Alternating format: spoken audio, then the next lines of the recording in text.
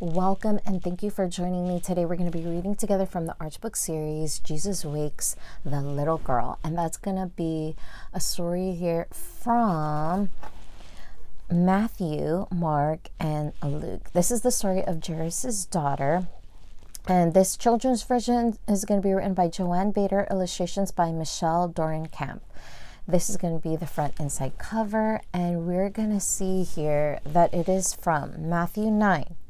18 to 19, 23 to 26 verse as well from the 9th chapter in Matthew, Mark 5, 21 to 24, and the 35th to the 43rd verse from Mark 5, Luke 8, 40 to 42, and the 49th to the 56th verse. This is going to be our first page as we read this story together.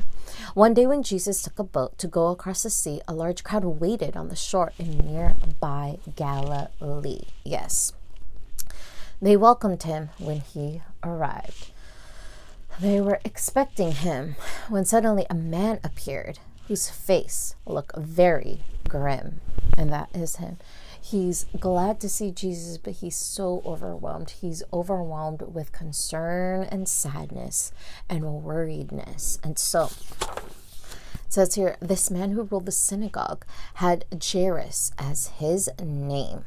He fell right down at Jesus' feet to tell just why he came. My only daughter, 12 years old, is near to death. He said, please come and lay your hands on her so she will live instead. He knew that Jesus would help. He's the only one. He can do it. And he is fully surrendering to God, that he's the only one who has the power to do this. And so he's crying out to God. Now Jesus went along with him, and the disciples too. The whole crowd followed close behind to see what he would do, because he was very, very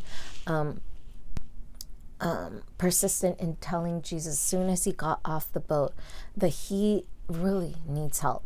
So Jairus led them to his house. He was in a hurry. He had great faith in Jesus' power. He tried not to worry. So he is not taking a no for an answer. He is very, very just concerned, and he really wants Jesus to work his miraculous power, and to do so right away. Along the way there came a man who then to Jairus said, the teacher is not needed, for your daughter now is dead. And it has been proclaimed in front of both of them, and he is hearing the news that he does not want to hear, the worst news. He refuses to hear it. But Jesus overheard his words and told the ruler then, you must not fear, only believe. She will be well again. In that case, that means that something even more miraculous has to happen here. Not healing, but resurrection. Jesus said he can make her well again. When they got to the ruler's house, they could hear loud weeping, but Jesus said, she is not dead. She is only sleeping. The mourners there all laughed at him, for they knew she was dead. They'd all been right inside the house, some very near her bed.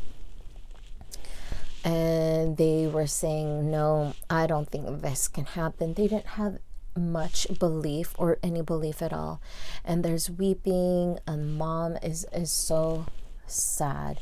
And it's just a time where it's just, they can't believe it. They're just in so much despair. They're crying out to the Lord. Only God could save them now and heal their broken heart. Help them feel at peace again, and to be able to breathe again, and to be able to understand and God's power fully more, and to just feel happiness again. How can they get through this?